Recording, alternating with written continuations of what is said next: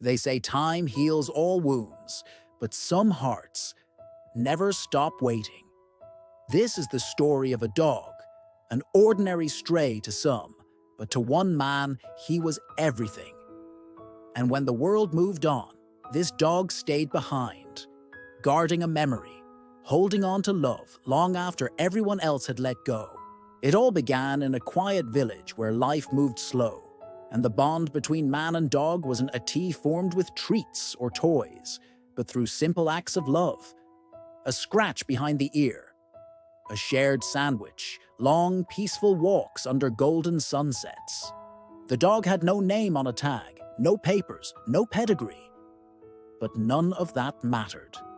What they had couldn't be measured. To the man, the dog was a companion. To the dog, the man was the whole world.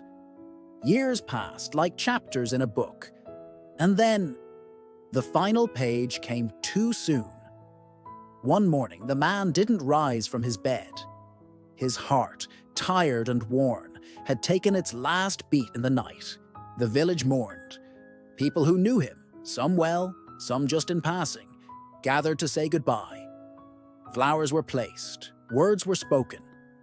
A grave was dug beneath an old tree where the sun always seemed to shine just right.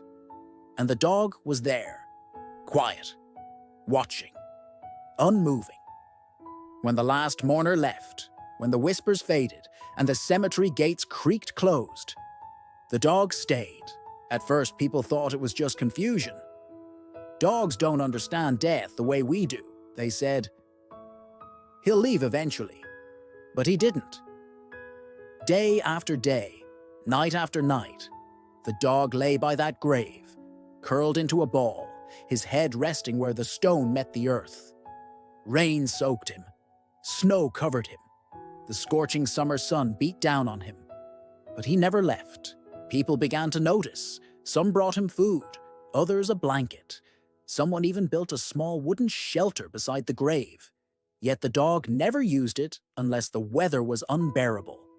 He always returned, always curled up in the same place, eyes fixed on something only he could see. He wasn't waiting for treats. He wasn't waiting to be adopted. He was waiting for one soul, the one who had given him everything, and then disappeared without a goodbye. Days turned into months, months into years. Children grew up seeing the dog and asking their parents, why is he always there? And the answer was always the same, because he loved someone and never stopped. The cemetery became a place of quiet reflection, not just because of the graves, but because of the dog who reminded everyone what loyalty looked like. Tourists came, articles were written, but none of that mattered to him. His world was still beneath that tree. And then, one cold morning, he didn't lift his head. He didn't open his eyes. His breathing had stopped, but his presence lingered.